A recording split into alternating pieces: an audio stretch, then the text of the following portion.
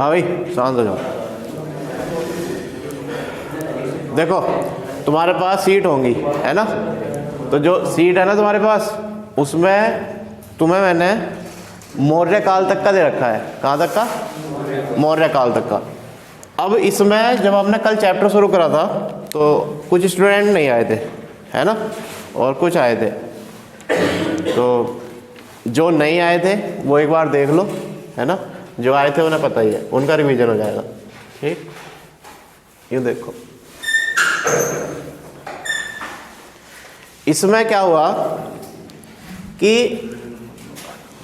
भारतीय अर्थव्यवस्था का इतिहास हमारा पहला चैप्टर था, जिसमें 3 पार्टों में ये बटा था, प्राचीन, मिडिवल और औपनिवेशिक यानी कॉलोनियल। ठीक है, प्राचीन की जब हम बात करेंगे तो सबसे पहले हमने पढ़ा था हड़प्पा सभ्यता की इकोनॉमी। किसकी इकोनॉमी?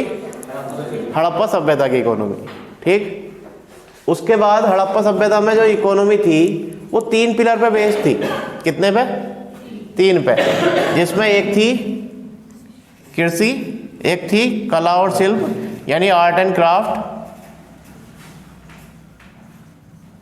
और एक था ट्रेड यानी व्यापार। जो कृषि थी, कृषि में जो मुख्य फसल थी, कौन सी? मुख्य फसल। मुख्य फसल थी क्या? जो।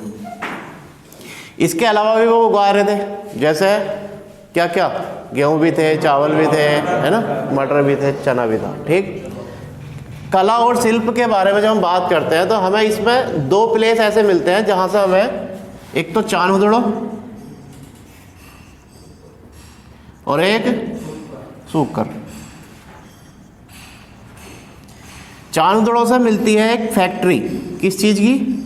मनके बनाने की फैक्ट्री यानी प्रोमिनेंट बनाने की फैक्ट्री। और जो सूकर है, इस सूकर से क्या होता है, एक क्या मिलता है? स्टोन कटर यानी स्टोन कटिंग होती है। यहाँ क्या होती है? स्टोन कटिंग यानी एक ऐसा प्लेस जहाँ क्या मिलता है? पत्थरों को काटने के साक्ष्य मिलते हैं। ठीक, 1 मिनट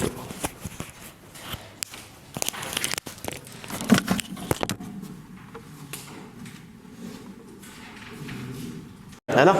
जो ये काम चल रहा था है ना, ये चांदुड़ो में क्या था? मनके की फैक्ट्री है ना, यानी मनके बन रहे थे यहाँ।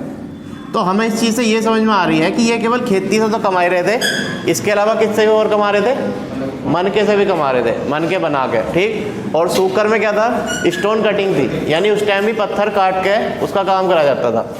अब व्यापार की अगर हम बात करें तो व्यापार में हमने देखा था कि 2 बंदरगाह थे, एक दिलमन और एक माकन। ये दोनों मेसोपोटामियन पोर्ट हैं। किस सभ्यता के हैं? मेसोपोटामिया के। यही तो पढ़ा था। अब इसमें हमने ये देखा था कि चलो इंटरनेशनल ट्रेड के हिसाब से मिल गए, लेकिन इंटरनल ट्रेड भी तो था। जैसे हम तांबा कहाँ से ला रहे थे? खेतड़ी से। खेतड़ी कहाँ? राजस्थान।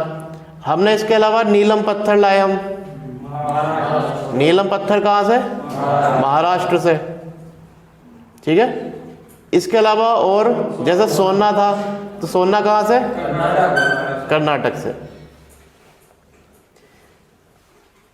यानी हमें ये चीज़ें समझ में आती हैं कि ट्रेड इंटरनेशनल भी था और ट्रेड इंटरनल भी था, यानी इंटर स्टेट भी था।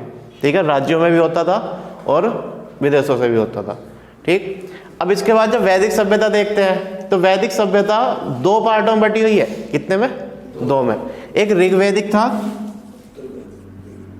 ठीक है, और एक उत्तर वैदिक था।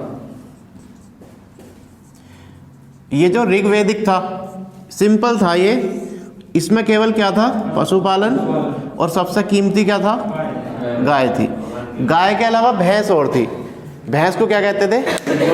गबल कहते थे, है ना, गबल या गोरी। और उत्तर वैदिक काल में क्या हुआ? कृषि होने शुरू हो गई, और यहाँ आया कौन सी धातु? लोहा, है ना। और यहाँ के बाद हम पढ़ेंगे मौर्य काल। ठीक, तो इनमें कोई दिक्कत नहीं होनी चाहिए। कि सबसे पहले जब हम अपना पैसे का सिस्टम देखते हैं तो स्टार्टिंग में जो इतिहास मिलता है भारत का वो हड़प्पा सभ्यता से मिलता है। हड़प्पा सभ्यता के लोग पैसा अगर मतलब अपना जीवन अगर चलाते थे तो 3 सिस्टम थे। कुछ लोग कृषि करते थे, कुछ लोगों का काम था कि वो क्राफ्ट आर्ट एंड क्राफ्ट बनाएंगे, कुछ लोगों का काम था कि वो ट्रेड करेंगे। ठीक है, इस तरीके से सिस्टम चल रहा था।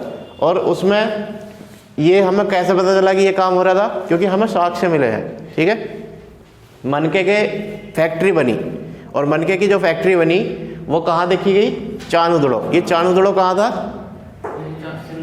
पंजाब के, पाकिस्तान के सिंध प्रांत में, पाकिस्तान के सिंध प्रांत में। और जो सूखकर है ये गुजरात का एरिया था, गुजरात वाला। और ये क्या काम हो रहा था यहाँ? Stone cutting. व्यापार में ये दिलमन और माकन 2 पोर्ट थे।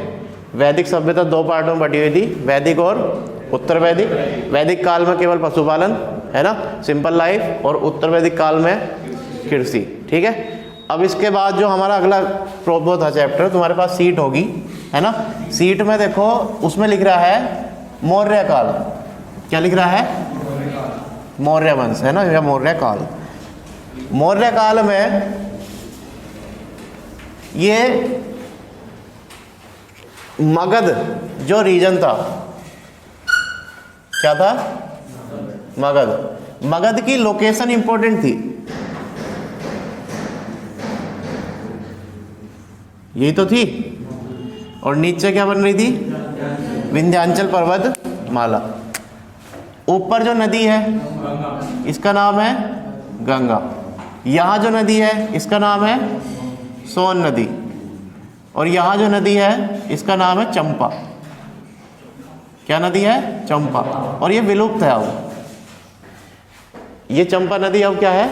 विलुप्त है। ठीक, तो यानी मगध को जो चारों तरफ से घेरता था वो ये नदियाँ घेरती थी। ठीक है, और इसी वजह से इम्पोर्टेंट भी है कि देखो भी कोई एक ऐसा महाजनपद, इसकी लोकेशन ऐसी थी कि कहीं से भी कोई दिक्कत नहीं आ रही थी। इधर से अगर देखें तो भी नदी, इधर से देखेंगे तो भी घेर रखा नदी ने, इधर भी नदी है, और इधर क्या आ गया? पहाड़ आ गया। यानी बीच में एक ऐसा एरिया जहाँ कोई ना ज़्यादातर आक्रमणकारी आएगा, है ना, दिक्कत नहीं आने वाली है। ठीक, अब जब हम मगध के बारे में बात करते हैं तो मगध इम्पोर्टेंट रूप से पावरफुल तो पहले से ही था, लेकिन मगध के बाद अखंड भारत बना। और अखंड भारत बनता है कब? मौर्य काल में। कब बनता है? मौर्य काल में। अखंड भारत मतलब भारत के, जैसे क्या होता था ना कि पूरे भारत पे एक ही राजा कंट्रोल करेगा, और वो टाइम कब आया था? मौर्य काल में आया था। ठीक, अब जब मौर्य काल में हम बात करते हैं पैसे की, किसकी? क्योंकि भाई हमें तो अर्थव्यवस्था पढ़नी है, तो तुम्हारे पास सीट है। सीट में एक शब्द लिख रहा है। पहले तो 3 चीज़ है भाई। पैसा उस टाइम पे क्या क्या चीज़ें थी? उस टाइम पे ऐसा तो था नहीं कंप्यूटर थे, टेक्नोलॉजी थी, या ऑनलाइन पढ़ा रहे थे। ऐसा थोड़ी था कि ऑनलाइन पढ़ा के पैसे कमा लिए थे। हाँ, उस टाइम पे जो था वो, और शिक्षा भी फ्री होती थी, है ना। वो क्या करते थे कि बस दान के अकॉर्डिंग चलता था काम, है ना। चलो, तो इस टाइम पे एक तो कृषि ऑलरेडी चल रही थी क्योंकि उत्तर वैदिक काल के बाद आया था। दूसरा पशुपालन तो हो गई, है ना। और तीसरा क्या था? व्यापार। और ये एक शब्द इनके लिए यूज था, इन तीनों के लिए, जिसे क्या कहा गया था? वाती। ये वाती का मतलब था जीविका का साधन। यानी जब तुमसे हिस्ट्री में क्वेश्चन पूछे जाएंगे इकोनॉमिक्स के, मतलब इसके, तो तुम्हें ये चीज़ें समझ में आ जाएंगी कि भाई कृषि हो रही होगी, पशुपालन हो रहा होगा, व्यापार हो रहा होगा। लेकिन उन्होंने पूछ लिया कि मौर्य काल में वाती शब्द का क्या अर्थ था, है ना। तो वाती शब्द का अर्थ था जीविका का साधन, और ये तीनों क्या है? जीविका के साधन।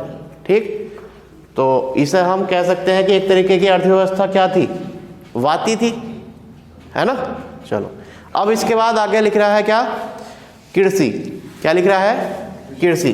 तो तो यहाँ से शुरू होती है जो तुम्हारी फसलों का वो होता है ना, जैसे रबी की फसल है ना, खरीफ की फसल, जायद की फसल, ये मौर्य काल से नाम रखे गए। कब से?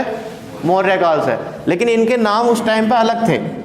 नाम उस टाइम पे क्या थे? अलग थे। जैसे सबसे पहली फसल का नाम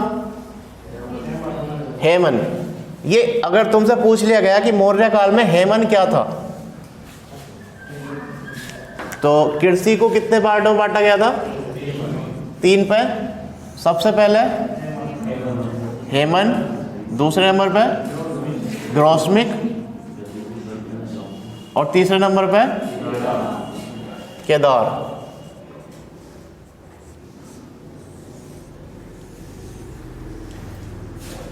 ये हेमन जो था ये रबी की फसल थी।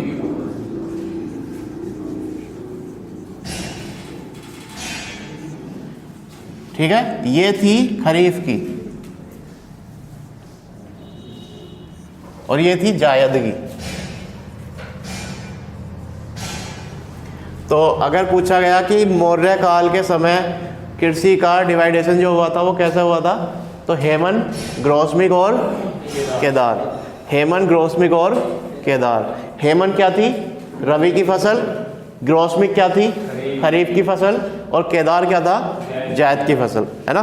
देखो, जब तुम्हारे पास क्या होता है ना, हम पढ़ लिया आज, तो ऑनलाइन में और ऑफलाइन में अंतर क्या है? ऑनलाइन में कुछ बच्चे क्या कर रहे हैं, नोट्स नहीं बनाते, और फास्ट मोड पे 2 की स्पीड पे देख रहे हैं, सुनी और छोड़ दी। अब तुम ये बताओ, तुम्हारा पेपर कल को है क्या? तुम्हारा पेपर तो 2 महीने बाद होगा या 3 महीने बाद होगा। लेकिन अगर तुमने उस चीज़ का रिवीजन नहीं करा तो तुम्हारा दिमाग कंप्यूटर नहीं है। हाँ, है ना, कंप्यूटर नहीं है।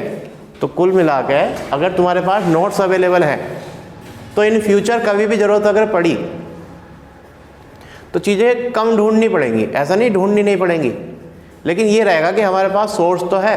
अब तुमसे अगर कह दे कोई कि भाई तुम पे अर्थव्यवस्था का कोई इतिहास का सोर्स है, तो तुम कह सकते हो कि हाँ नोट्स है हमारे पास, है ना। तो ये नोट्स बनाने बहुत ज़रूरी हैं। और ऑनलाइन में अगर क्लास चल रही है तो क्लास में पेपर पेन लेके ही बैठना चाहिए। एटलीस्ट उन्हें तो लिख ही लो जो चीज़ें तुम्हारे लिए ज़रूरी है। ठीक। कृषि 3 टाइप से, हेमन, ग्रोस्मिक और केदार। रबी की फसल, ग्रोस्मिक खरीफ की फसल, और केदार जायद की फसल। पता तो हो गई क्या क्या है ये। चलो, अब उसके बाद तुम्हारे पेपर पे आगे लिख रहा है उद्योग, यानी मौर्य काल में उद्योग क्या क्या होते थे। तो इस टाइम पे एक उद्योग बढ़ा जिसका नाम था नमक उद्योग। क्या उद्योग था? नमक उद्योग। दूसरा, सिक्के बनाने शुरू हो गए। तीसरा, वस्त्र। और चौथा, रेशम। और 5वां, जहाज निर्माण। अब एक चीज़ ध्यान देना, इन 2 चीज़ों ने हमें बहुत अमीर बनाया। यानी भारत का अगर सबसे ज़्यादा कोई चीज़ फेमस हुई विश्व में तो वो हुआ कपड़ा। ये इतना फेमस था कि दूसरे देश से भी व्यापारी आ रहे हैं तो वो आए के कपड़े का ही व्यापार कर रहे हैं भारत में भी, है ना। और रेशम, एक टाइम ऐसा आएगा कि सोना के बराबर रेशम मिलेगा। जैसे एक तरफ सोना रख दिया तराजू में और एक तरफ रेशम। ये गुप्त काल की बात है। यानी गुप्त काल में रेशम इतना बहुमूल्य था कि सोने को एक तरफ रखते थे और रेशम को दूसरी तरफ। ठीक है। और अब हम रेशम के बारे में इतना कुछ ज़्यादा ध्यान देते नहीं, हाँ कपड़ा ही तो है ना। लेकिन एक टाइम पे इसने बहुत वेल्थ दिया क्योंकि ये कपड़ा बेस्ट कपड़ा था, है ना। तो अगर तुम्हारे पास भी कभी कोई रेशम का कपड़ा आवे तो उसे देखना कि उसमें अलग ही क्वालिटी होती है। ठीक। तो यानी हम उसमें अगर देखें तो नमक उद्योग, दूसरा सिक्के बनाने शुरू हो गए। ये सिक्के जो है ना, ये अभी तक आहत मुद्राएं हैं। आहत मुद्राएं मतलब कि बस एक धातु पे कोई एक आकृति बना के जड़ दिया गया कुछ, ठीक है, इस तरीके से बना के ये क्या हो गई, मुद्रा हो गई। आहत मुद्राएं। कैसी मुद्राएं? आहत। और इन सिक्कों को क्या कहा जाता था? पड़। क्या कहते थे? पड़ कहते थे। यानी मौर्य काल में सिक्कों का जो नाम था वो था पड़। ठीक है। अब ये आहत मुद्राएं हैं। ठीक है। यानी अगर क्वेश्चन आएगा कि मौर्यकालीन मुद्राएं कैसी थी, तो आहत मुद्राएं थी, यानी बस नॉर्मली ज़्यादा इस पर दिमाग लगाया नहीं गया। ठीक। अब उसके बाद वस्त्र, तो वस्त्र हमारे यहाँ सबसे ज़्यादा फेमस हुआ सूती वस्त्र। क्या फेमस हुआ? सूती वस्त्र। ठीक। अब देखो तुम्हारे पास सीट है, सीट में जहाँ ये लिख रहा है ना वस्त्र, वहाँ लिख लो यह उद्योग सबसे अधिक विकसित था। वस्त्र के नीचे क्या लिखेंगे? यह उद्योग, वस्त्र के नीचे यह उद्योग सबसे अधिक विकसित था। तो अगर तुमसे कोई पूछने लगा है भाई कपड़ा बेचोगे, है ना? हाँ। तो कपड़े की शुरुआत कहाँ से हुई होगी? तो कपड़ा सबसे ज़्यादा अगर फेमस था वस्त्र उद्योग के रूप में तो कहाँ था? मौर्य काल में। ठीक है। चलो उसके बाद इसके नीचे जहाज निर्माण लिख रहा है। जहाज निर्माण के साथ लिख लो जहाज किराए पर भी दिए जाते थे। जहाज किराए पर भी दिए जाते थे। जहाज किराए पर भी दिए जाते थे, क्योंकि रिकॉर्ड मिला होगा, है ना? क्या? जहाज निर्माण अगर पुर्तगाली कर रहे थे तो दिलमुन माकन में क्या हो रहा था? है वो लकड़ियों पर तैर के जा रहे थे, है ना? मतलब पहले से ही थी बोटिंग, क्योंकि भाई अगर तुम समुद्र को पार करोगे तो किसी उससे तो करोगे, कुछ कोई तो स्ट्रक्चर बनाई होगी। अब ऐसा है नहीं छोटी सी नाव है 5 किलो गेहूँ लेके चल दिए, वो व्यापार थोड़ी है, वो तो अपना साधन है आगे का खर्चे पानी का। जैसा अब हम आज पैसे लेके जाते हैं ना जेब में, 10,000 रुपये रख लिए जेब में, 10 भी कहाँ, एक ATM रख लिया जेब में और बस निकल जाओ कहीं भी, ATM और मोबाइल बैंकिंग के थ्रू। लेकिन उस टाइम कैसे जाते होंगे? एक कट्टा गेहूँ रख लिए, एक गाय बांध ली, है ना, एक भैंस बांध ली, और क्योंकि वस्तु विनिमय था, सिक्के उस टाइम कम थे मौर्य काल से पहले, तो अगर सिक्के भी थे तो बहुत हैवी हो जाते होंगे, है ना? तो ये बात नहीं है कि मतलब पुर्तगालियों ने डेवलप्ड जहाज निर्माण करा, है ना, वो बहुत ही हाई फाई वो थे मतलब जहाज निर्माण में, लेकिन उससे पहले भी व्यापार जहाज़ों से होता था। ठीक।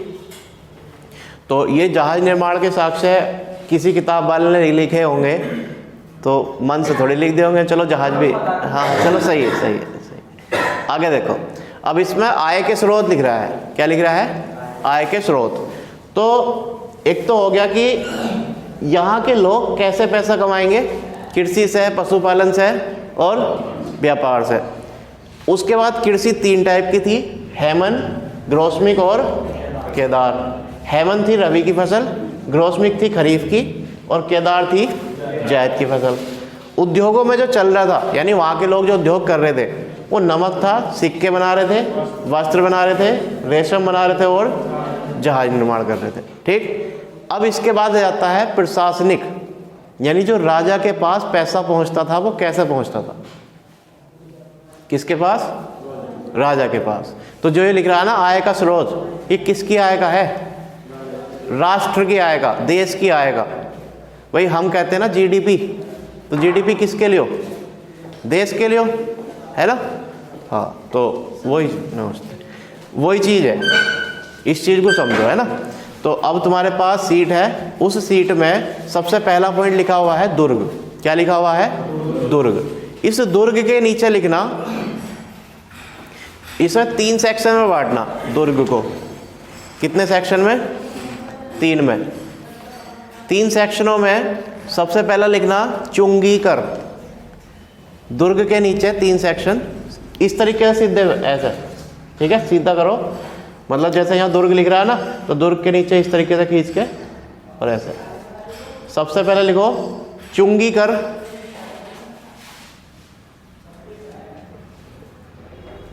चुंगी कर, यानी चुंगी कर किस रूप में आएगा?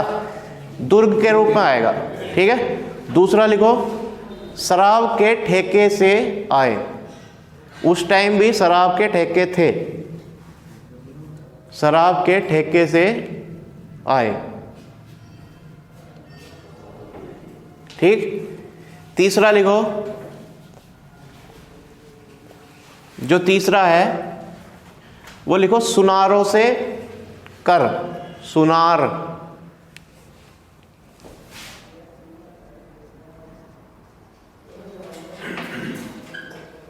सुनारों से कर। ठीक है। और उसके बाद लिखो, जुआ। ये जुए हुए सब चलते थे, है ना? जुए पर कर, जुआ पर कर।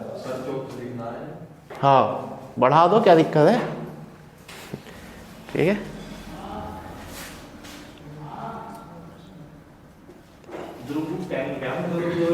क्या दुर्ग? जैसे मान लो कि कह दी जीएसटी, जीएसटी के अंदर टैक्स आ रहे हैं बहुत सारे, वैसी एक दुर्ग है। दुर्ग, एक दुर्ग कहते तो उसे भी है कि भाई किला बना दिया, किले को भी दुर्ग कहते हैं, लेकिन एक कर के रूप में, एक पैसे के रूप में एक व्यवस्था थी कि भाई ये चीज़ों पे दुर्ग लगेगा, है ना? तो अगर कोई शराब का ठेका चला रहा है तो उसे भी दुर्ग देना है ना? चुंगी दे रहा है कोई, तो चुंगी किस रूप में जा रही? दुर्ग के रूप में जा रही है। सुनार अगर दे रहे हैं तो वो भी दुर्ग दे रहे हैं, है ना?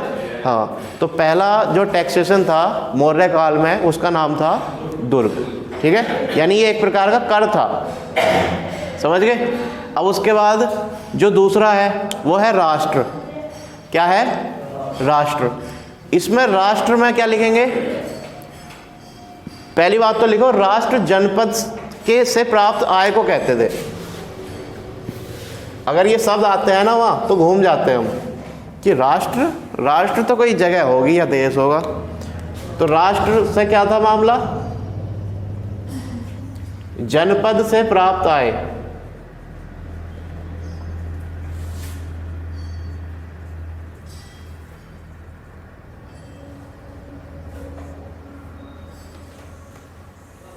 जनपद से प्राप्त आय को क्या कहते थे? राष्ट्र कहते थे। अब इसमें दो तरीके की आय थी। एक तो था सीता और एक था भाग।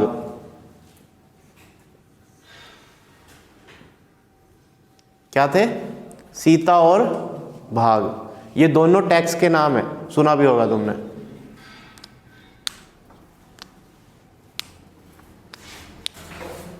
सीता सरकारी भूमि थी,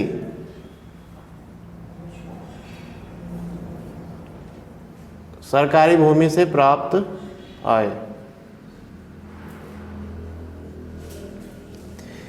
सरकारी भूमि से प्राप्त आय को क्या कह रहे थे?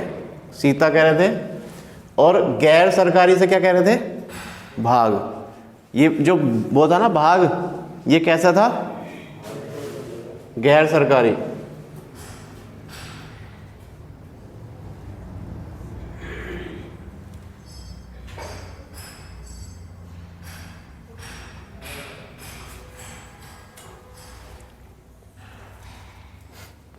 यानी अगर तुमसे पूछा जावे कि सीता क्या है तो भूमिकर है, भाग क्या है? वो भी भूमिकर ही है। भाई दे तो पैसा जमीन के लिए ही रहे हैं, है ना? लेकिन डिफरेंस क्या है कि अगर गवर्नमेंटल एरिया है कि भाई ये सरकार की ज़मीन है, उस पर अगर काम कोई कर रहा है और उसका अगर टैक्स जा रहा है तो वो सीता में आएगा। लेकिन अगर किसी की पर्सनल है ना, भाई पर्सनल अब है ना पर्सनल, तो इस तरीके से, तो अगर पर्सनल है तो वो भाग देगा और सरकारी है तो वो सीता देगा, है ना? ये दोनों है क्या? ये दोनों एक टैक्स है। और टैक्स कैसे? भूमि करके। ठीक है, तो तुम्हारा हो गया ये राष्ट्र में। अब लिख रहा है उदत भाग। क्या वर्ड है? उदत भाग। ये उदत भाग जो है ना, इसका एक नाम और है। इसे कहते हैं भीदक भागम। भीदक भागम या उदक भाग।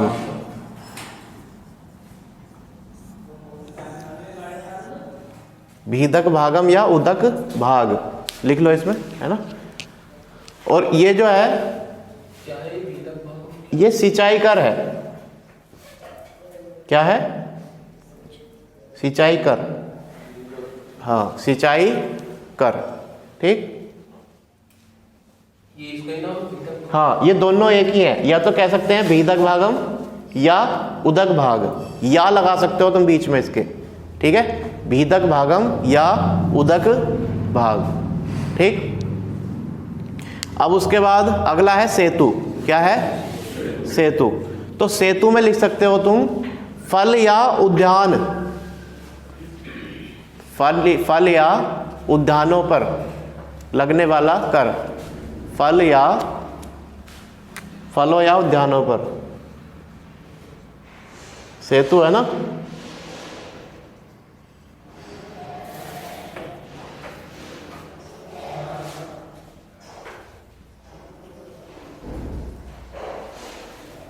देखो, किसी इंसान ने जमीन ली तो जमीन का टैक्स पहुंच गया सीता में और भाग में, है ना। लेकिन अगर वो जमीन पे, एक तो हो गया कृषि करेगा, एक हो गया काम करेगा, तो इन चीज को देगा वो, सीता को और भाग को। लेकिन अगर उसने उस पे क्या करा, फलों का बागान लगाया, तो वो कौन सा टैक्स देगा? सेतु देगा। कौन सा देगा? सेतु। और ये किस टाइम की बात चल रही है? मौर्य काल की, ठीक है। तो ये 4 टैक्स तुमने देखे, पहला था दुर्ग, दूसरा था राष्ट्र, तीसरा था उदक भाग और चौथा था सेतु। एक बार इन्हें देख लो जरा, ठीक है। जैसे हम अगर बात करें राष्ट्र की, किसकी? राष्ट्र की, तो राष्ट्र में चुंगी कर आ गया, है ना। उसके अलावा जुआ कर आ गया, शराब कर, यानी एक तरीके से ये राष्ट्र जो है कई करों को संजो रखा था इसने, है ना। उसके बाद राष्ट्र हो गया, नहीं, पहला क्या था? दुर्ग था ना, ये दुर्ग में थे ये सब, चुंगी कर और जुआ कर और सुनार कर, ठीक। लेकिन दूसरा क्या था? राष्ट्र कहा जाता था जनपदों से प्राप्त होने वाली आय को। अब उसमें भी 2 प्रकार की भूमि थी। कितने प्रकार की? 2। एक थी सीता और एक था भाग। ये था ना राष्ट्र। राष्ट्र में कौन? जनपद। अब जनपदों से प्राप्त होने वाली आय को क्या कह रहे थे? राष्ट्र कह रहे थे।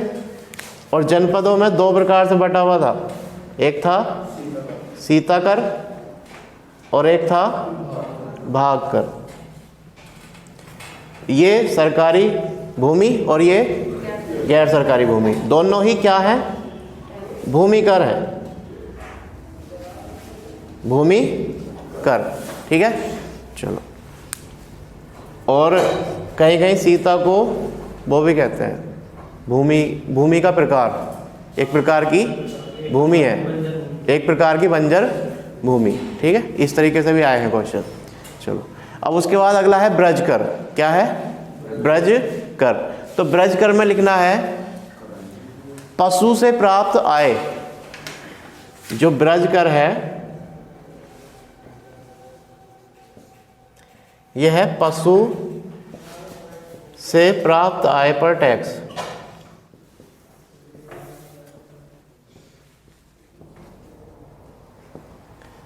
ब्रज कर क्या है? पशु से प्राप्त आय पर कर। समझ गए? चलो, उसके बाद है प्रणय। क्या है? प्रणय। ये जो प्रणय है ना, ये आपातकालीन लिया जाता था। क्या था? आपातकालीन।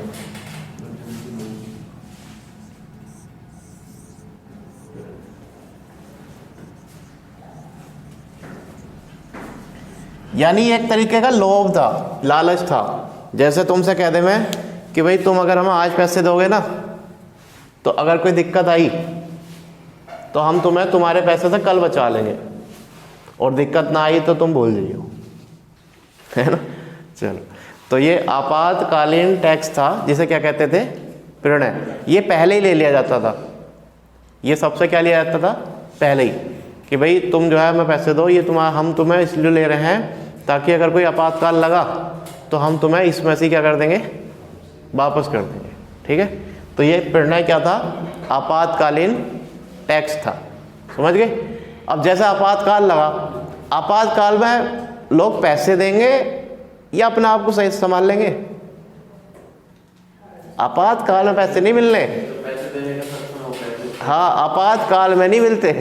आपातकाल में सबको लगता है कि जब हम पे दिक्कत आ रही तो हम किसे दें में, क्यों भाई, मान के चलो देश में युद्ध चल रहा है और युद्ध में क्या हो रहा है कि कोई एक दूसरे को मार रहा है, तुम्हारे सामने हथियार लेके खड़ा कोई और वो कह रही सरकार लाओ भी पैसे लाओ, तो तुम उसे देखोगे या पैसे वालों को देखोगे। जब कोरोना आया, हाँ जितनों पे था, हाँ है ना, वही चीज़ थी, वो एक तरीके से टैक्स ही हो गया, लेकिन वो लालच था कि हाँ भी तुम जो है सहयोग करो, हम तुम्हें बचाएंगे। है तो एक वही एक लालच ही तो है कि पैसे दोगे तो बचा लेंगे। हाँ कट के ही आई है वो तो। अब जैसे भी जो भी करा उन्होंने, चलो ठीक है वैक्सीनेशन हुआ है ना, पैसा गया होगा भाई, ऐसा नहीं है फ्री में बनी है वो। अब उस चीज़ पर दिमाग मत लगाओ, हमें लगाना है ये कि प्रणय कहते हैं आपातकालीन कर को, जो लिया जाता था कब, मौर्य काल में। ठीक है, चलो उसके बाद है परिहिणक। क्या है, परिहिणक। परिहिणक है, ये हर्जाना है। क्या है, हर्जाना। जैसे मान लो किसी का पशु किसी के खेत में बढ़ गया है ना, और उसने जो है पूरी फसल क्या कर दी, खा ली, खराब कर दी, वो लौट रहा है उसमें फसल में है ना, उसने सब ढाई के घेर दिया वो, तो जिसके पशु वहाँ गए हैं उसे देना पड़ेगा परिहिणक। क्या देना पड़ेगा, परिहिणक। अब है कोई ऐसा टैक्स चलो जिस पे भी लगेगा, ठीक। परिहिणक। परिहिणक क्या था, हर्जाना। और हर्जाना ये पशुओं द्वारा किए गए नुकसान से था। किससे था, पशुओं द्वारा नुकसान। ठीक है, चलो तो अब देख रहे हो तुम कैसे कैसे टैक्स लग रहे हैं।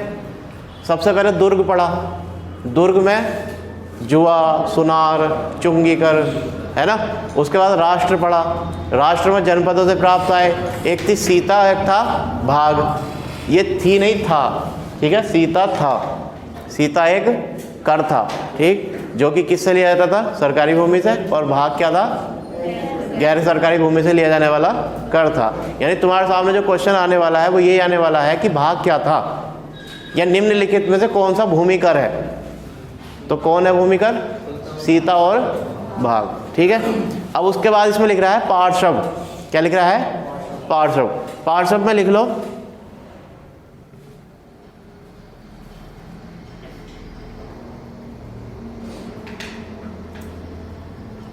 व्यापारियों से,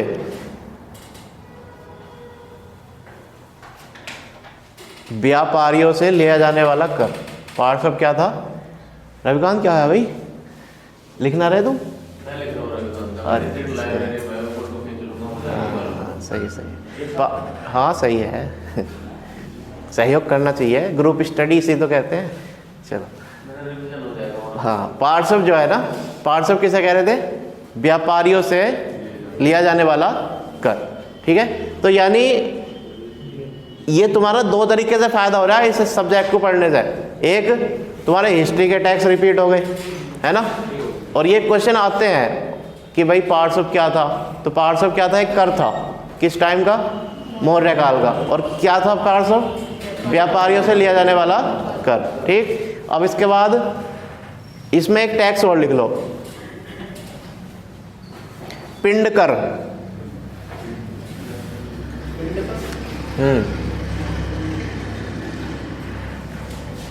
पिंड कर। इसके नीचे लिख लेना वर्ष में एक बार लिया जाने वाला, वर्ष में एक बार, पूरे साल में एक बार लिया जाएगा और सबसे लिया जाएगा क्या, पिंड कर। ठीक है, वर्ष में एक बार लिया जाने वाला कर।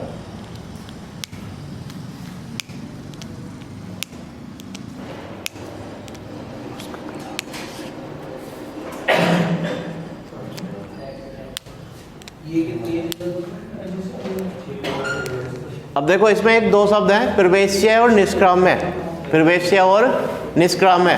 तो प्रवेश्य आयात, हाँ भाई, प्रवेश्य आयात और निष्क्राम्य निर्यात। तो कभी अगर शब्द मिले ना प्रवेश्य और निष्क्राम्य, तो इन दोनों का मतलब है आयात, प्रवेश कर रहा है, प्रवेश कर रहा है मतलब आयात हो रहा है, निष्क्राम्य मतलब जा रहा है यानी निर्यात हो रहा है। ठीक, अब इसके बाद इसमें एक तुम्हें हमेशा ये मिलने वाला है क्वेश्चन, यानी ये क्वेश्चन तुम पे इंपॉर्टेंट करके लिखना। इसमें लिखना है हिरण्यकर। एक कर और है जिसका नाम क्या है, हिरण्यकर। इसके सामने लिखना नगद लिया जाने वाला।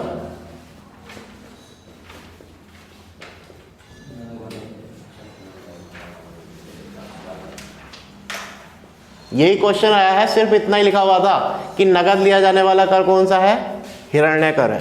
ठीक है, चलो अब इसके बाद इसमें देख लेते हैं हम ट्रेडिंग सिस्टम।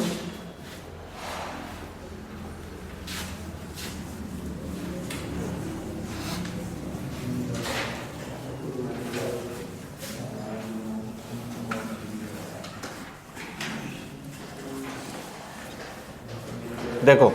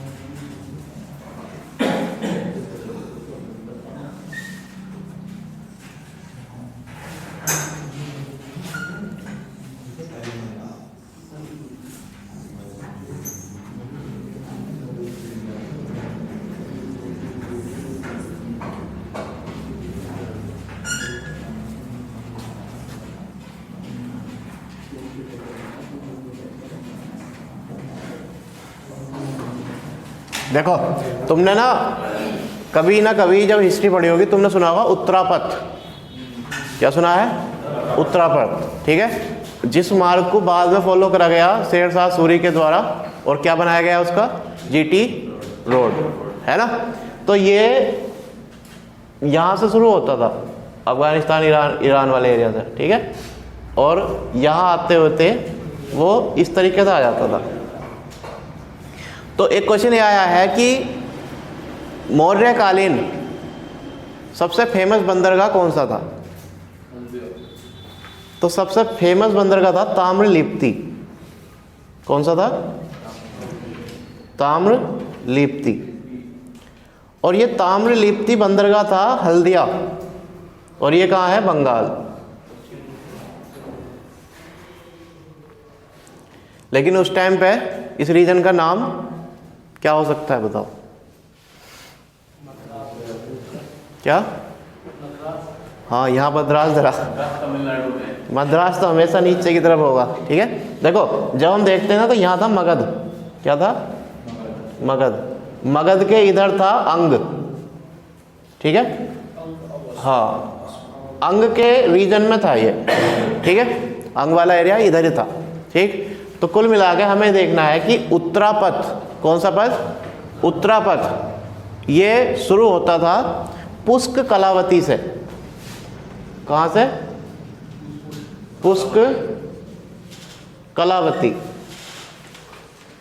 कहाँ से शुरू हो रहा है, पुष्क कलावती से शुरू हो रहा है, और ख़त्म कहाँ हो रहा है, हल्दिया के ताम्रलिप्ति। यहाँ एक पोर्ट था। ठीक है, क्या सीट,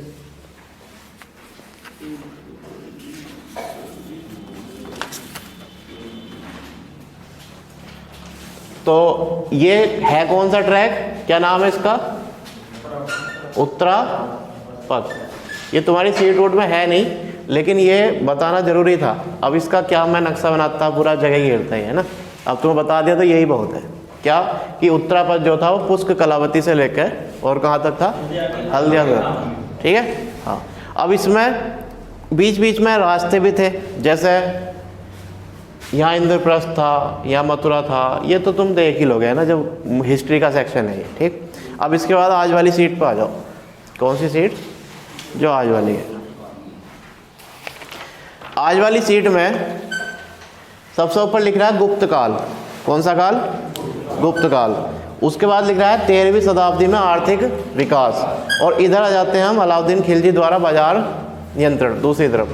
यानी तुम्हारा जो हिस्ट्री में इकोनॉमिक डेवलपमेंट देखने को मिल रहा है, हम वहाँ ज़्यादा ध्यान देंगे जहाँ बहुत बड़ा चेंज हुआ। जैसे हमने मौर्य काल पे क्यों ध्यान दिया, क्योंकि शुरुआत ही वहाँ से हुई टैक्सेशन की, है ना। उससे पहले तो चल ही रहा था जैसे चल रहा था।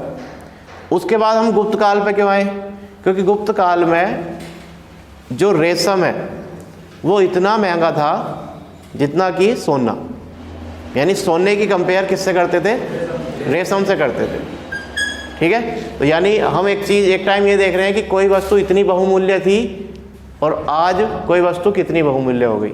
यानी एक दौर आता है जब हर किसी की वैल्यू बढ़ती है और एक दौर आता है जब हर किसी की वैल्यू घटती है ना। तो जैसे अगर आज सब कुछ ठीक ठाक है, तो अगर लाइफ में क्या कहते हैं पेन नहीं है, तो पेन आने वाला है, गेन नहीं है। मतलब अगर तुम्हारी लाइफ कहते हैं ना कि सही चल रही है, तो वो हमेशा सही नहीं चलने वाली, कुछ ना कुछ बिगड़ने वाला है उसमें। तो उसके लिए या तो तुम पहले तैयार रहो, है ना। अब जैसे मान लो कुछ क्या कर रहे हैं, आराम से सो रहे हैं, 10 बजे लोग उठ रहे हैं, सो गए और अपना पूरा दिन इंगांगे फ़ोन उन चलाया और टाइम काट दिया। लेकिन कभी तो ऐसा दिन आएगा जब उन्हें कमाना पड़ेगा, है ना। और भाई ऐसा तो है नहीं कि किसी बहुत बड़े अमीर के हैं सब, है ना। तो जब वो कमाने वाला टाइम आएगा उस टाइम दुख आएगा। तो पहला सुख है तो बाद में दुख है, और पहला दुख है तो बाद में सुख है। ये एक सर्किल है। तो यानी हम इससे इन वस्तुओं से ही देख रहे हैं कि रेशम एक टाइम पे सोने की कीमत का था और आज सोना इतनी कीमत का है कि उससे कोई चीज़ दूसरी मुश्किल से ही है ना उसकी कंपेयर में आ पा रही है। हर किसी को सोना चाहिए। ठीक है। अच्छा, लोग सोने पे क्यों दिमाग लगा रहे हैं, क्योंकि सोना एक ऐसी चीज़ है जिसकी कीमत बढ़ेगी, वो बढ़ ही रही है ना। हाँ, और एंशिएंट काल से आज तक सोना ही चल रहा है, ना ये बंद होया है ना। हाँ, तो सोने पे ज़्यादा दिमाग इसलिए लगाता है क्योंकि ना ख़राब हो रहा है ना कुछ हो रहा है इसका, बस अपना सेफ है और पैसा एक तरीके से इकट्ठा रूप में।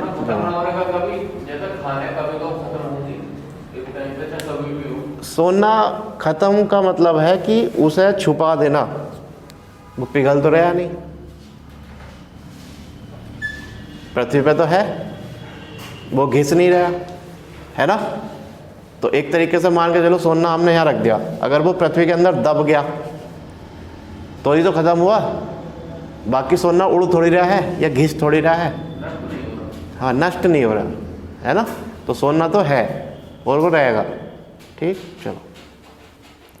अब उसके बाद तुम्हारे पास सीट है, इस सीट में थोड़ा ध्यान देंगे। सीट में देखो गुप्त काल लिख रहा है, गुप्त काल में सबसे ऊपर लिख रहा है सर्वाधिक सोने के सिक्के। यानी सर्वाधिक सोने के सिक्के जो मिले हैं वो किस काल में मिले हैं, गुप्त काल में मिले हैं। बड़े बड़े जहाज़ों का निर्माण होना शुरू हो गया जिसमें 500 लोगों को ले जाया जा सकता था। क्यों भाई शिवम, चलो, बड़े बड़े लोगों को क्या कर सकते थे, ले जा सकते थे। ठीक है, इसे खोल। रोम साम्राज्य से प्राप्त ऐसे साक्ष्य मिले हैं, किससे, रोमन साम्राज्य। जो रोमन साम्राज्य है ना, इटली की राजधानी रोम, मतलब वहीं था रोमन साम्राज्य भी, उसी एरिया में, समझ गए। तो ये जो रोमन साम्राज्य है, यहाँ से ऐसे साक्ष्य मिले हैं कि रेशम को सोने के वजन के बराबर बेचा जाता था। रेशम को सोने के वजन के बराबर क्या करते थे, बेचा जाता था।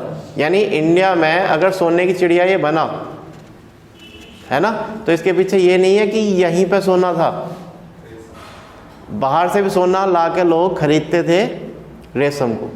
और नीचे देखो 408 ईस्वी के समय के दौरान रोमन द्वारा 300 पौंड मिर्ची, मतलब वजन में 3000 पौंड मिर्च पेपर है ना, और 400 रेशम के बंडल, 4000, 3000 और 4000, ठीक है। तो यानी अगर 4000 रेशम के बंडल वो ले गए होंगे तो सोना भी दे के गए होंगे, है ना। तो उस टाइम ये था सिस्टम। यानी हमारी समझ में ये आएगा आज कि भारत अमीर क्यों था, क्योंकि खान तो पहले भी थी, है ना, और खान चलो खोद भी रहे होंगे वो, तो यहाँ प्राकृतिक इतना नहीं हुआ जितना कि बाहर से क्या हो गया, सोने का। हाँ, ये मतलब लोगों ने यहाँ आकर रेशम को खरीदा किसके बदले, सोने के। और जब रेशम लोग उगाना शुरू कर दिया उन्होंने, तो यहाँ इतनी रिचनेस आई कि सोने के भंडार होने शुरू हो गए। और सोने के ढेर मिले हैं गुप्त काल में। सोने के सिक्कों के ढेर किस काल में मिलते हैं, गुप्त काल में। तो तुम सोच के देखो कि ढेर के ढेर लग रहे हैं सोने के सिक्कों के, है ना। ऐसा था कभी भारत, और ये सब लुट जाएगा, है ना। और लूटने वाला, थोड़ी देर रुको, अभी लुटवाएंगे इसे, ठीक है। अब देखो आगे लिख रहा है ना, कोशे। तो रेशम को उस टाइम रेशम नहीं कहते थे, उस टाइम क्या कहते थे, कोशे कहते थे। और ये क्वेश्चन आया है कि कोशे क्या था।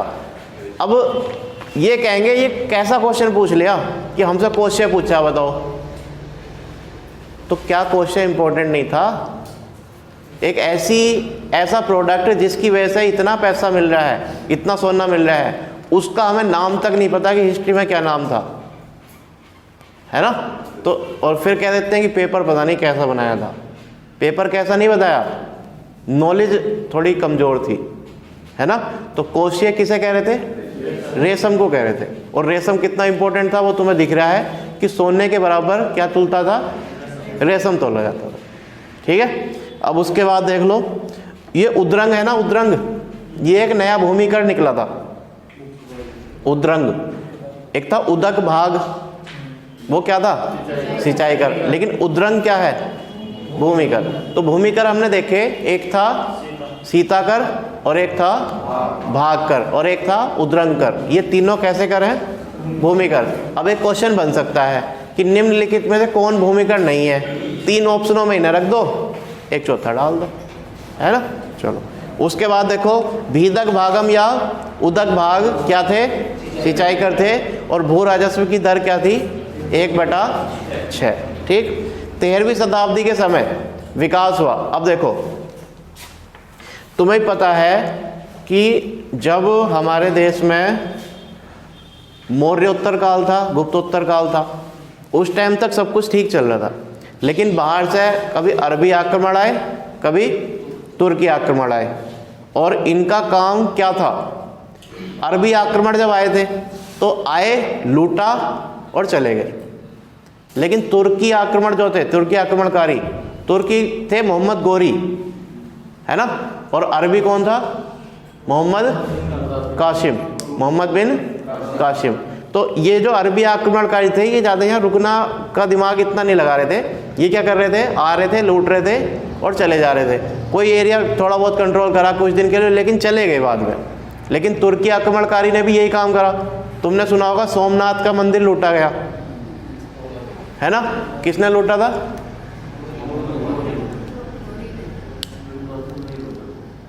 गजनबी ने क्या करा था, हाँ, महमूद गजनबी ने लूटा था, है ना। किसके टाइम में, भीम द्वितीय के, है ना। तो ये टाइम हम ये सीख रहे हैं कि हमारे पास पैसा आ गया, लेकिन उसे पैसे को सुरक्षित भी रखना है, नहीं तो कोई लेके भाग जाएगा। तो हमारे पास एक टाइम पे ऐसा था कि हमने इतना कमा लिया और कोई आया बाहर से और लेके और चला गया, ठीक है। फिर हम धीरे धीरे क्या हो गए, एक तरीके से ख़त्म होना शुरू हो गए। लेकिन फिर से हम उभरेंगे। तो ये जो दौर है ना, 711 से 1205 तक का। इस दौर में हमसे लूटपाट हुई है ना, लेकिन 1206 में क्या हुआ, दिल्ली सल्तनत, कुतुबुद्दीन ऐबक, इन्होंने क्या दिमाग लगाया होगा, क्योंकि इन्हें रुकना था इंडिया में ही। कुतुबुद्दीन ऐबक भले ही लाहौर को केंद्र मानते थे, लेकिन उन्होंने ये ध्यान देना था ना कि ये एरिया अब मेरा ही है। तो अब लूटपाट बंद, अब फिर से काम शुरू विकास का। अब पहले कौन आया, कुतुबुद्दीन ऐबक, दूसरे नंबर पे कौन, इल्तुतमिश। तो इन्होंने सिंपल टैक्सेशन रखा, क्योंकि जनता पे हर दिन टैक्स ठोकना वो हिलत जाएंगे। जैसे मैं कल को कह दूं जीएसटी लगेगी, परसों कह दूं पीएसटी लगेगी, तरसों कह दूं कोई एएसटी लगेगी, तो जनता कहेगी भाई क्या देना है ये तो बता दो, है ना। तो टैक्स जो है हर दिन नहीं बदले जाते, क्योंकि हर जनता को ऐसा है नहीं कि तुम ही बैठे हो तुमसे टैक्स लेना है, पूरा देश है और सबको बताने में टाइम लगेगा कि ये वाला टैक्स भी देना है तुम्हें, है ना। तो इसलिए पहले ही टैक्सेशन चलते रहे, लेकिन कुछ नई प्रक्रियाएं करेगी इनके द्वारा। अब जैसे देखो, इंग्लैंड का कोई अगर यहाँ आएगा तो वो इंग्लैंड की जैसी चीज़ें यहाँ इम्प्लीमेंट करना चाहेगा, है ना। या तुम अगर वहाँ जाओगे तो तुम ये देखोगे कि हमारे देश में ऐसा ये चीज़ चाहिए तो हम वहाँ इम्प्लीमेंट कर देंगे। तो वैसे ये तुर्की थे, अब तुर्कों ने जो टेक्नोलॉजी वहाँ अपनी डेवलप कर रखी थी जिससे वो वहाँ रूल कर रहे थे, उसे भारत में भी इम्प्लीमेंट करना चाहेंगे, है ना। तो इस तरीके से थोड़ा बहुत चेंज तो आया होगा इस दौर में, लेकिन इन टैक्सों के नाम चेंज होंगे। अब इन टैक्सों क्या होंगे, नाम चेंज, यानी ये अलग तरीके से अब चीज़ों को चलाएंगे। जैसे ये एक विभाग बनाएंगे, क्या बनाएंगे, विभाग, जिसे राजस्व विभाग कहेंगे, हिंदी में क्या कहेंगे, राजस्व विभाग, लेकिन उसका नाम ये अपनी लैंग्वेज में रखेंगे, जिसका नाम क्या था, दीवान ए रियासत, दीवान ए रियासत। तो इस तरीके से विभागों को बंटवारा करना शुरू कर देंगे, ठीक है। इसमें लिख लो, अगर कहीं शब्द लिख रहा है ना दीवान, तो दीवान का मतलब है विभाग, दीवान ए, दीवान ए रियासत, दीवान ए कोही, कोही क्या था, कृषि विभाग, है ना। तो ये विभाग बनने शुरू हो जाएंगे अब, ठीक। अब इसमें तुम्हारी सीट में लिख रहा है 13वीं शताब्दी में आर्थिक विकास। तो दिल्ली सल्तनत के समय क्या हो रहा है 13वीं शताब्दी में, एक शब्द लिख रहा है मसाहत। तो मसाहत बिस्वा के जैसी थी। अब तक क्या हो रहा था कि भाई फसल कटी, इतना निकला, इसका ये भाग राजा का पहुंच गया, बाकी बचा कुछ भाग तुम्हारे पास है। लेकिन अब क्या कर दिया, जो काम अब होता है, जैसे किसी के पास अगर 60 बीघे ज़मीन है तो उसे इतना टैक्स देना है ना, यानी बीघा या बिसा के आधार पर टैक्सेशन। पहले क्या हो रहा था कि जितनी फसल निकल रही है उसका टैक्स दो, लेकिन अब इन्होंने क्या कर दिया कि भाई ज़मीन नापो, ज़मीन नाप दो, और इस पे से, इस ज़मीन पे से फसल कम हो या ज़्यादा हो इतना टैक्स आना चाहिए, यानी ज़मीन के आधार पर टैक्स। और ये क्वेश्चन भी आया है कि बिस्वा प्रणाली, ज़मीन की माप या भूमि माप, किसकी माप, भूमि माप किस टाइम की बात है, तो दिल्ली सल्तनत की बात है जब भूमि की माप कराई गई, भूमि की पैमाइश कराई गई, ठीक है। और ये अलाउद्दीन खिलजी के टाइम पे इम्प्लीमेंट हुआ था, किसके टाइम पे, अलाउद्दीन खिलजी के टाइम पे, ठीक। देखो तुम पढ़ रहे हो भारतीय अर्थव्यवस्था का इतिहास, भारतीय अर्थव्यवस्था के इतिहास में हड़प्पा सभ्यता में ज़्यादा दिमाग नहीं लगा, क्योंकि कृषि थी, आर्ट एंड क्राफ्ट था और व्यापार था, कोई दिक्कत उसमें आई नहीं। वैदिक सभ्यता में भी ऋग वैदिक में पशुपालन था, उत्तर वैदिक में कृषि थी। मौर्य काल में थोड़ा दिमाग लगना शुरू हो गया, क्यों, क्योंकि उन्होंने टैक्सों के नाम बहुत रख दिए। पहले तो वाती कह दिया एक चीज़ को, जीविका का साधन को क्या कह दिया, वाती कह दिया। उसके बाद उन्होंने बताया कि भाई ये उद्योग भी करते थे, उद्योग में इनका नमक उद्योग था, वस्त्र उद्योग था, रेशम उद्योग था, जहाज निर्माण उद्योग था, है ना। इस तरीके से ये कमा भी रहे थे। लेकिन जब इन्होंने टैक्स की बात करी तो टैक्स में सबसे पहले लिया इन्होंने दुर्ग, क्या लिया? दुर्ग। दुर्ग में कई तरीके के टैक्स आए, जैसे चुंगी कर, शराब पे कर, है ना, सुनार पे कर, है ना, और भी थे, जुआ कर, ठीक। लेकिन उसके बाद एक शब्द रखा इन्होंने, राष्ट्र। तो राष्ट्र जनपद से लिया जाने वाला एक टैक्स था, ठीक है। और इसमें दो तरीके के टैक्स रखे गए, एक सीता कर और एक भाग कर। सीता कर क्या था? जो सरकारी भूमि से दिया जाएगा एक टैक्स है, ठीक है। सीता को कभी कभी ये कहते थे कि वो बंजर भूमि है ना, बंजर भूमि से दिया जाने वाला टैक्स भी कहते थे।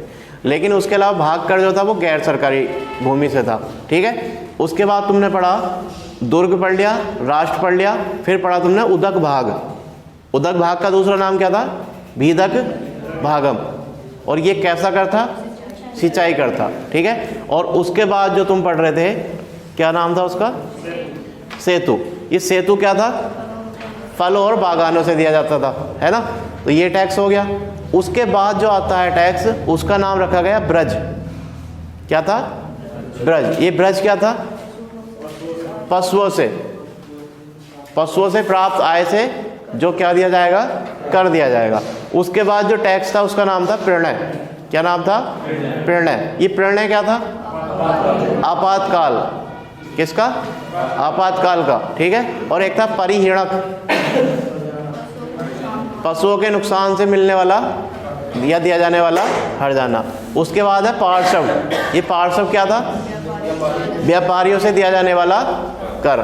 फिर मैंने तुम्हें लिखवाया पिंड कर, ये साल में एक बार दिया जाता है। फिर मैंने लिखवाया हिरण्य, नगद दिया जाने वाला। उसके बाद हम पढ़ना शुरू करा जो उत्तरापद है। उत्तरापद कहाँ से कहाँ तक था? पुष्क कलावती से ताम्रलिप्ति तक, यही तो था। अब उसके बाद हम जो पढ़ रहे हैं वो था गुप्त काल। कौन सा था? गुप्त काल। गुप्त काल में हमने देखा कि सबसे ज़्यादा इसमें बनाए गए थे सोने के सिक्के। यानी क्वेश्चन अगर आया कि सर्वाधिक सोने के सिक्के किसने बनाए, तो सर्वाधिक सोने के सिक्के बनाए गुप्त काल ने। पहला क्वेश्चन आएगा कि सबसे पहले सोने का सिक्का किसने बनाया?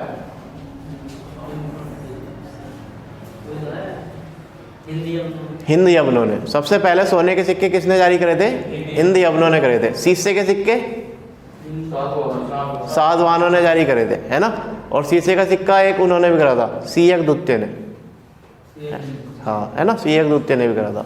चलो, अब उसके अलावा जो तुम पढ़ रहे हो इसमें ये बताते हैं कि गुप्त काल में इतना रेशम इंपॉर्टेंट था कि सोने के वजन के बराबर हमें क्या मिलता था? रेशम मिलता था। और ये हमें जानकारी मिलती है रोमन साक्ष्यों से, ठीक है। ये भी बताया जाता है कि वो आए थे और उन्होंने 3000 क्या खरीदी? पौंड मिर्ची खरीदी। और 4,000 क्या खरीदे? रेशम के बंडल खरीदे थे। ये ऐसा मिलता है, ठीक है। उसके बाद तुम्हारा इसमें सीट में जो पॉइंट था वो ये था कि रेशम को कहते थे कोश्य। रेशम को क्या कहते थे? कोश्य। एक नया कर भी था जिसका नाम था उद्रंग। क्या नाम था? उद्रंग। और उसके बाद इसमें यह बताया गया था कि भीदक भाग और उदक भाग सिंचाई कर पहले भी पढ़ चुके हम, है ना। और भू राजस्व की जो वो थी माप, वो कितनी थी? 1/6।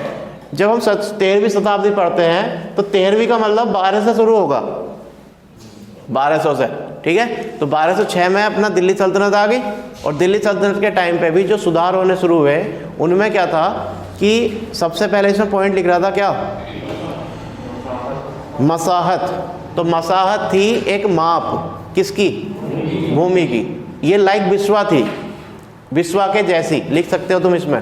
मसाहत के सामने लिख सकते हो विश्वा के जैसी, विश्वा के जैसी।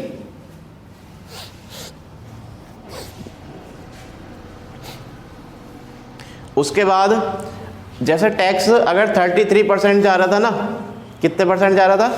33। तो अलाउद्दीन खिलजी ने पहुंचा दिया कितना? 50%। यानी 1/2। ये दो ने लिया था, एक तो खिलजी ने और एक एमबीटी ने, मोहम्मद बिन तुगलक। इन दोनों ने क्या लिया था? टैक्स लिया था। और वो भी कितना? 1/2, यानी 50%, ठीक है। अब दूसरी इसमें लिख रहा है खम्स, नहीं, उससे पहले लिख रहा है कि अलाउद्दीन खिलजी ने 2 टैक्स चलाए नए, ठीक है। एक का क्या नाम था? घड़ी कर। और एक का नाम था चरी कर। चरी कर मतलब चराने पर दिया जाने वाला टैक्स। ग्रेजिंग मतलब चराना, और घरी कर मतलब हाउस टैक्स यानी घर पर। तो देखो कब की बात है ये, 1300 की बात है, 1300 ईस्वी में, है ना। क्या चल रहा था, टैक्सेशन जा रहा था, यानी जो हाउस टैक्स जाता है, होम टैक्स जाता है, वो कब जा रहा था, सबसे पहले। तो अगर तुमसे पूछा गया कि भाई हाउस टैक्स सबसे पहले कब लिया गया होगा, तो वो लिया गया था अलाउद्दीन खिलजी के समय में, है ना। किसके समय में, अलाउद्दीन खिलजी के समय में। और उस टैक्स का नाम रखा था उन्होंने घरी कर, घर यानी घरी, ठीक है। और दूसरा था चरी, तो चरी मतलब चर, तो यानी चढ़ने पर टैक्स और घर पर टैक्स। ये किसने लगाए, अलाउद्दीन खिलजी ने। उसके बाद लिख रहा है खम्स। खम्स होती थी लूट, खम्स क्या थी, लूट थी। अब जैसे किसी के यहाँ आक्रमण करा और वहां से लूट के लाया ना, तो सैनिकों को मिलेगा कितना, 1/5 और राजा को मिलेगा 4/5, यानी सैनिकों को 1/5 हिस्सा। सैनिकों को कितना, 1/5, और राजा को कितना, 4/5। दूसरी तरफ देख लो इसमें। अब ये सबसे इंपॉर्टेंट रूप से काम करा गया। आज अब तक के इतिहास में किसी ने बाजार पर नियंत्रण करने की कोशिश नहीं करी थी। तो बाजार पर नियंत्रण करने का प्रोसेस सबसे पहली बार जो आया था, वो आया था कब, अलाउद्दीन खिलजी के समय में। और यही क्वेश्चन आता है, बाजार पर नियंत्रण प्रणाली किसके द्वारा लाई गई थी, तो अलाउद्दीन खिलजी के द्वारा, ठीक है। अब ये आज वाली सीट में ये दो तरीके से व्यापार इन्होंने रखा। इन्होंने मार्केट को दो टाइप से बांट दिया। कितने टाइप से, दो टाइप से। एक तो बनाया इन्होंने कंट्रोल्ड मार्केट, यानी जो नियंत्रित चलेगा, और एक बनाया इन्होंने फ्री मार्केट, जो कैसा होगा, खुला बाजार होगा। यहीं आती है कैंटीन सिस्टम, जो सैनिकों के लिए कैंटीन बनी। इससे पहले कैंटीन नहीं थी सैनिकों के लिए। जो हम आज कैंटीन से सैनिक खरीद लेते हैं ना सामान छूट पे, तो वो ये खुला बाजार है।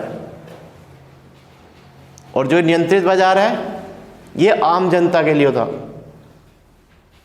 है ना। तो इंटरेस्टिंग है कि पहली बार सैनिकों के लिए कैंटीन जो बनाई गई, वो किसने बनाई थी, कैंटीन सिस्टम कौन लाया, अलाउद्दीन खिलजी ने लाया। और इसने बाजार नियंत्रण प्रणाली में से रखा। तो एक था नियंत्रित बाजार, एक था खुला बाजार। तो नियंत्रित बाजार पे कौन, व्यापारी करेंगे व्यापार, लेकिन खुले बाजार पे कौन था, सैनिक करेंगे, या मतलब वो उनके लिए था, अलग था, है ना। चलो अब उसके बाद बाजार नियंत्रण अधिकारी को क्या कहते थे, सदर है रियासत। तो अगर सदर शब्द लगा तो वो अधिकारी है, अगर दीवान शब्द लगा तो विभाग है ना। सदर है सुदूर, सदर है सद्र, ये शब्द मिलेंगे तुम्हें। तो सदर अगर लगा ना, तो उसमें देख लेना कि ये अधिकारी के लिए है। सदर किसके लिए है, अधिकारी के लिए, ठीक। अब उसके बाद मंडी थी 3 प्रकार की। मंडी मतलब बाजार। ये 3 प्रकार की मंडियां लगती थी, जिसमें एक में बिकते थे खाद्य पदार्थ, एक में क्या बिकेंगे, मिठाई और वस्त्र, और एक में बिकेंगे पशु पक्षी या आदि। और मंडी पर जो नियंत्रण करेगा उसे क्या कहेंगे, सोहना ए, मतलब अधिकारी है ये, सोहना ए मंडी, ठीक। नियंत्रित बाजार में व्यापार के अलावा, मतलब जो नियंत्रित बाजार है उसमें जब व्यापारी व्यापार करेगा तो उसे पहले लेना पड़ेगा लाइसेंस। उसके अलावा उसे क्या करना पड़ेगा, 10% लाभ का देना पड़ेगा, कि उसे जितना प्रॉफिट हो रहा है उसका 10% किसे देगा, राजा को, ठीक। उसके बाद इसमें लिख रहा है, अमीर खुसरो के अनुसार ये पता चलता है कि पहले जैसे रेट फिक्स होना है ना, तो रेट फिक्स सुल्तान करेगा।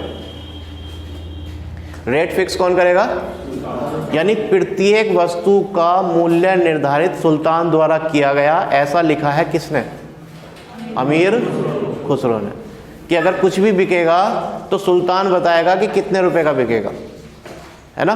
जैसे अब अगर हो मैं तो सुल्तान, है ना, समझ रहे हो कौन, ठीक। और वो बताएंगे कि भाई अच्छा चीनी चीनी चलो ऐसी बेच दो 80 90 60 70 रुपये किलो कर दो, इससे भी क्या कम है ना।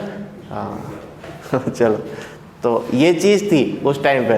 तो देखो अलाउद्दीन खिलजी के बारे में अगर हम देखें कि इंटरेस्टिंग क्या था, तो इंटरेस्टिंग ये था कि पहली बार बाजार में इंटरफेयर कोई खुद राजा आके कर रहा है कि भाई ये चीज़ ऐसे नहीं बिकेंगी, हम बताएंगे कैसे बिकेगी, है ना। और क्या बताया कि हर एक वस्तु का मूल्य निर्धारण भी सुल्तान करता है, ऐसा लिखा है किसने, अमीर खुसरो ने। अगर कोई दुकान करेगा तो पहले लाइसेंस लेगा और जितना व्यापार करेगा उसका 10% क्या देगा, लाभ देगा। तो नई नई चीज़ों का डेवलपमेंट हो रहा है ना। चलो उसके बाद देख लो, इसमें ये मुहियान जो है ना, इसे तुम सर्च कर लेना। और सुल्तान स्वयं अपने किसी घरेलू नौकर को भेजता था बाज़ार में भेज दिया, और बाज़ार में भेज के चुप भेज दिया कि भाई जाइयो जरा, ये पहले तो ये सामान खरीद लियो और उसके बाद देखियो तुमसे ऐंठ के बात करेगा क्या, है ना, नौकर को। हाँ, तो नौकर गए अपना बिना भेस भूस बदल के, और वहाँ जाकर देखते हैं कि साहब बिल्कुल सही चल रहा। अब नौकर से रिश्वत चलती होगी कि यार कह मत दिए जाके, है ना। हाँ, तो वही काम था। तो ये टैक्सेशन सिस्टम या मार्केट सिस्टम हमने देखा कहाँ तक का, दिल्ली सल्तनत तक का। कल मुगल काल, और उसके बाद हम आ जाएंगे अंग्रेज़ों पे, ठीक है। यानी हो सकता है कल के लेक्चर में ही हम अंग्रेज़ों पे पहुंच जाएं, यानी ये कल या परसों और चलेगा, और उसके बाद इस चैप्टर का टेस्ट होगा, ठीक है। यानी इस चैप्टर से क्वेश्चन जो आए हैं, चाहे वो हिस्ट्री में हो चाहे वो इकोनॉमिक्स में हो, यहाँ से कैसे क्वेश्चन बनेंगे उसका टेस्ट लेंगे। यानी अब जो तुम्हारी क्लास चलेगी वो चलेगी वैसे जैसे कभी पहले चलती थी, चैप्टर के बाद टेस्ट होना ज़रूर है, ठीक है। किसी को अगर ऐसा लगता है कि हम क्यों पढ़ रहे हैं इतने टाइम तक, तो भैया उसके लिए क्लास है नहीं। इस सब्जेक्ट को मैं धीरे धीरे ही पढ़ाऊँगा, जल्दबाजी बिल्कुल नहीं करनी मुझे, ठीक है। चलो ठीक है, बाकी अब अगली क्लास चलेगी रीजनिंग की।